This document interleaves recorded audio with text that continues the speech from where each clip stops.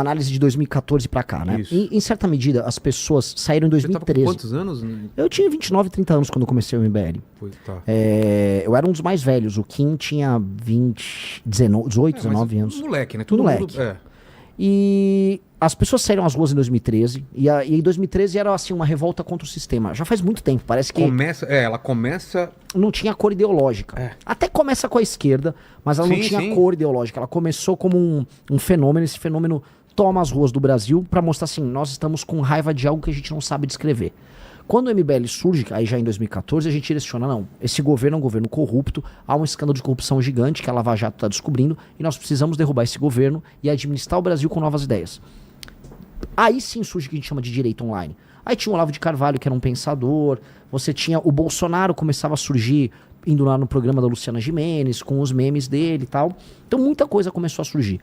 A gente derruba Dilma Rousseff, entra o Michel Temer. À época, a gente apoiou duas grandes propostas. Uma foi a reforma trabalhista, outra PEC do teto. A gente tentou apoiar à época uma reforma da Previdência, para o Brasil já mudar a lógica econômica dele. Se tivesse passado aquela época, o Brasil já estava em outra posição econômica, à época, para poder encarar as crises que vieram depois. Mas o Bolsonaro ganhou, havia por parte das pessoas uma grande esperança no Bolsonaro. O Bolsonaro, ele transformou toda aquela esperança em mudar um país em culto à personalidade dele. Porque o Bolsonaro é um homem muito simples. Ele é até gostável, é um cara engraçado. Mas ele não... Simples no bom sentido ou no mau sentido? No bom e no mau sentido. A questão é a seguinte, ele quer mostrar o tempo todo que ele é uma pessoa comum.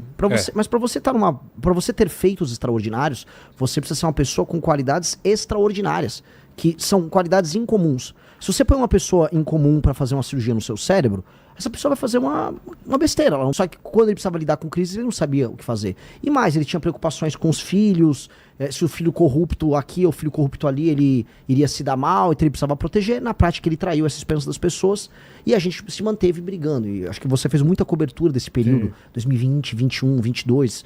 E ele perdeu a eleição pro Lula, como era esperado. E aí vem um governo de esquerda e a gente volta, e isso que a gente amarra todo o ciclo. A gente volta para 2015, quando a Dilma ainda estava no poder. A gente volta assim, como é que pode o PT ter retornado ao poder, mesmo o PT ter sido chutado pelas pessoas às ruas em 2016, 17, 18? É porque naquela época, em 16, 17, 18, tinha uma coisa que a gente não tem mais hoje. Tinha esperança que o Brasil dava pra ficar diferente, então as pessoas saíram às ruas, porque elas acreditavam que se tirasse o PT do poder, dava pra ter algo diferente, e as pessoas defendiam pautas, e não cultuavam uma pessoa. Então quando a gente defendeu pauta, a gente defendeu a Lava Jato, o impeachment da Dilma, reformas, prisão do Lula, e tudo isso aconteceu. Quando os brasileiros passaram a apoiar apenas a pessoa, que era o Bolsonaro, o Brasil perdeu. A Lava Jato acabou, o Lula voltou, e aí a gente tá hoje com o Brasil sem esperança nenhuma, a ponto de ter o maior escândalo de corrupção da nossa história acontecendo agora, que é basicamente o escândalo do Banco Master, e ninguém quer sair às ruas, porque ninguém acredita mais em nada. E esse é um momento que o Brasil não tem nenhuma esperança. O brasileiro, ele perdeu esperança em absolutamente tudo. Gente, interrompendo rapidinho. Esse conteúdo está sendo útil para você? Se sim, comenta aqui embaixo de onde você está assistindo. Eu quero saber até onde o pulso da missão está chegando. E não esquece de clicar no joinha. Isso ajuda muito o canal a crescer. Especialmente as pessoas com mais de 30, 40 anos. Sinto isso, as pessoas da minha geração. Da sua geração também. Na minha geração. Porque é uma geração que o Brasil não se realizou. A gente passou umas 3 levas de agora vai. Agora vai, agora vai. Depois do tempo você fala, quer saber? Muda governo, entra governo, é a mesma coisa. Isso. E é ruim isso. Esse sentimento é ruim. É muito ruim, porque não aconteceu. O Brasil não aconteceu pra minha geração. Tinha oportunidade. Lógico. Imagina um cara, eu tô com 42 anos. Um cara da minha geração achava assim, vou fazer a faculdade, estudei, fiz a faculdade, vou arrumar um trampo, vou crescer na empresa, talvez mude pra outra pra ter uma promoção, vou comprar uma casa, casei. Não aconteceu isso. Não aconteceu. Essa geração minha, já em 2008 teve uma crise, então teve a crise mundial em 2008, o Brasil teve uma outra crise em 2013, 14, 15, crise econômica, então essa pessoa perdeu tudo, aí quando viu esse cara que fez a faculdade tá tendo que fazer Uber pra sobreviver. E aí ele, não, agora é Bolsonaro, agora vai, aí não foi. Aí volta o Lula e fala, vou te dar uma picanha. Picanha? E não teve picanha nenhuma também. Então esse cara acha que viver no Brasil é uma desgraça, e é o que tá acontecendo, as pessoas estão indo embora do Brasil. O Brasil, que sempre foi um país de imigrantes, um país assim, especialmente se você é do centro-sul do Brasil, você provavelmente vai lembrar que seu avô ou sua avó veio de algum lugar diferente do mundo. Hoje não é mais assim, o brasileiro vai embora. O brasileiro tá procurando emprego em outros lugares. E isso tá acontecendo porque as pessoas perderam a esperança do Brasil.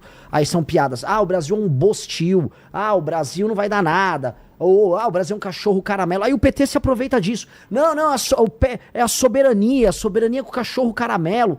Pô, cara, a gente não é isso. A gente perdeu essa energia vital que poderia fazer a gente ser uma das grandes potências do mundo. E aí o que eu tô tentando fazer? Eu acredito muito. Eu sou meio louco nesse sentido. Cara, o Brasil tem tudo pra ser um dos 5 maiores países do mundo. E por que tem tudo pra ser? Esse é o cálculo que eu jogo pra todo mundo que é negativo. O Brasil tem um monte de problema. A gente tá com uma janela de oportunidade incrível aí pela frente. Exatamente, Vilela. Exatamente. Terras raras. O Brasil, antes de eu chegar na Terra Rara, o Brasil tem um dos maiores territórios do mundo? Sim. Assim como a Austrália, assim como a Rússia, assim como os Estados Unidos, assim como a Índia, assim como a China. Mas tem uma diferença. Calma, vou chegar aí. 2, o Brasil tem grande população? Sim, tem mais de 200 milhões de habitantes. 3, o Brasil tem uma economia grande? Deveria ser maior, mas é top 10. Então, das grandes nações do mundo que dão um checklist nisso aí, são poucas que vão chegar nesse enquadramento. Eu colocaria 5 e incluiria a União Europeia como 6º. Que China, Rússia, Índia, Estados Unidos, Brasil e União Europeia. Vamos botar assim. Então, o Brasil deveria jogar nessa liga. Essa é a liga do Brasil jogar. Além de tudo, o Brasil tem energia disponível abundante, de todas as matrizes, especialmente as mais limpas. Isso inclui urânio, isso inclui energia nuclear, que não tem que ter tabu de falar em usar. O Brasil tem terras agricultáveis. Não é igual, tem um grande pedaço aí da Groenlândia. Você não vai plantar na Groenlândia. A gente tem recursos hídricos abundantes. A gente tem petróleo. A gente tem um clima quente que permite que você tenha, por exemplo, 2 safras no ano. Ou seja, o Brasil é um país abençoado nesses termos. Água, demais. Descobriram debaixo da Amazônia água por não sei quantas décadas aí para a humanidade. Então, onde eu vou chegar? Em condições normais de temperatura e pressão, se a gente não se sabotar, a gente é top 5 no mundo. Agora, se você perguntar para qualquer brasileiro se o Brasil é hoje uma nação que tem condição de sentar na mesa com os grandes, as pessoas vão dar risada. A gente acha que a gente é ridículo, que a gente é um país eco. Pois bem, a gente precisa de um plano. O problema do Brasil é um problema de liderança. É como se a gente fosse um time de futebol que tem bons jogadores, mas o técnico é um imbecil. E este é o grande problema do Brasil. Nós escolhemos a pior comissão técnica assim, possível. E em todos os termos, não estou falando só do Lula, do presidente da República. Eu estou falando, por exemplo, que o Tribunal de Contas da União, ou nomeações para órgãos que as pessoas nem sabem o nome, vão ser feitas por figuras que vêm dos piores estados em termos de administração do Brasil. O que eu quero dizer? O Maranhão, o Amapá, o Acre, que são lugares mal administrados. Os lugares onde tem muita corrupção, onde uma parte dos municípios não sustentam, eles mandam mais do que São Paulo. E aí os lugares mais mal administrados colocam os políticos que mandam em tudo. Então, tem algum sentido em eu pegar, por exemplo, montar a comissão técnica da seleção brasileira com jogadores que estão na Série C, que foram rebaixados? Com um técnico, com massagista, com fisioterapeuta? Não faz sentido. Mas é o que a gente faz na política. Então, um estado... Eu visitei o Maranhão. Beijo pra todo mundo do Maranhão, vocês sabem que eu tô falando verdade. A galera do Maranhão sabe que eles são administrados pela pior classe política do Brasil. Dito isso, eles mandam muito mais do que administradores públicos e políticos e lideranças de estados mais bem administrados. Santa Catarina, por exemplo. Então, o que faz com que o Brasil ele seja tão desequilibrado? Nós temos um sistema político antigo que ele valoriza a ocupação de espaço e não a entrega de resultado. E a população, e aqui eu vou perder voto, mas vamos lá, aqui nós temos que... Tô no Vilela, cara, tô em casa, aqui eu vou falar o que eu penso mesmo. A população não sabe avaliar. E onde eu rodo no Brasil, a população não sabe avaliar. Culpa do que isso? Diversas razões. A população não sabe avaliar que é importante para ela ter saneamento básico.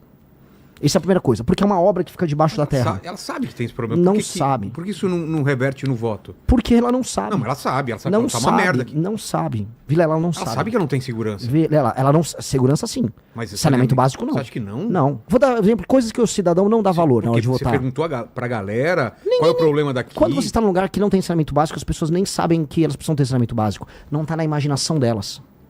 O valão de esgoto tá do lado da casa delas e ela tá tão acostumada com aquilo que aquilo é a vida dela. A vida dela tem um valão de esgoto, faz parte. Que o lixo largado na rua, toda a rua vai ter um lixo largado. Então quando essa pessoa sai do estado dela ou da casa dela, da rua dela, humilde, ela vai, por exemplo, vamos dar um exemplo, o cara saiu do interior do Maranhão e aí ele foi pra uma cidade de Santa Catarina que é mais bem cuidada.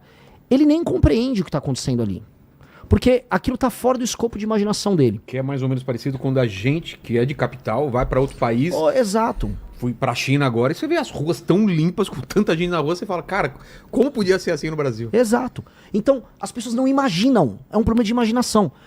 Outra coisa, eu falei, saneamento básico, ninguém dá valor. Só que eu sei esse problema. Eu rodei o Maranhão, e aí eu já tinha falado, Renan, aqui tem muito problema de saneamento, cuidado pra tomar um suco, que eles vão bater com a água da torneira, ela vai no fundo vindo do poço, que vai pegar um lençol freático, num lugar que não tem saneamento. Doença.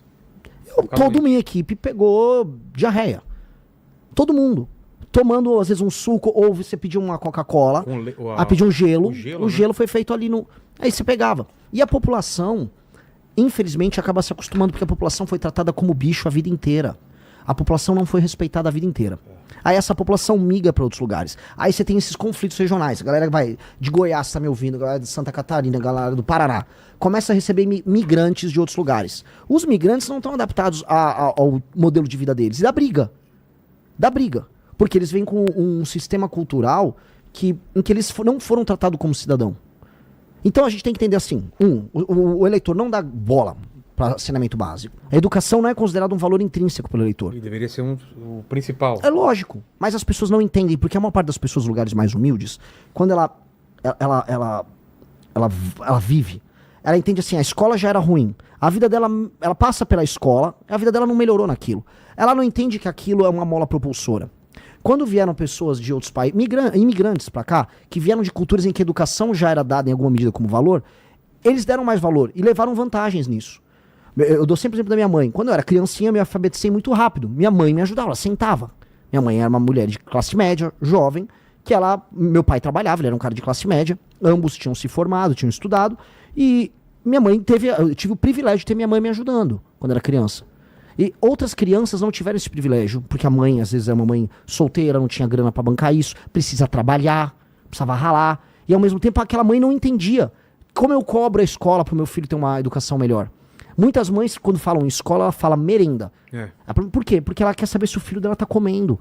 Então, o ato dela de não dar valor não é que ela é uma pessoa ruim, é porque ela não tem o critério de avaliação na cabeça dela. Uma coisa que as pessoas sentem, saúde, a fila do SUS. Aí sim a pessoa sente, preciso fazer um exame, demora muito tempo pra sair meu exame. Precisa ser às vezes em outra cidade, às vezes eu tô numa cidade pequena, preciso ir pra outra cidade, não tem transporte pra ir pra outra cidade, demora pra fazer o exame, demora pra conseguir uma cirurgia, que é o famoso problema de acesso que tem no SUS.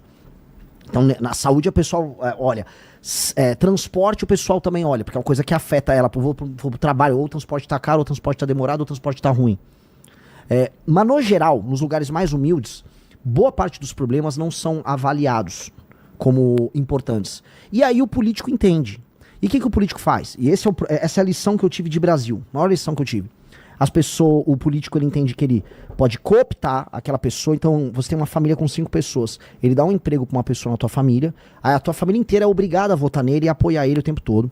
Ele distribui uma telha, um saco de cimento. Ele fica mantendo você num sistema de favor. E nada disso envolve atividade econômica gerada no município. Porque ele vive de repasse do famoso FPM, Fundo de Participação dos Municípios, que é um repasse que vem lá do governo federal. Esse repasse vem de dinheiro tirado de outros lugares.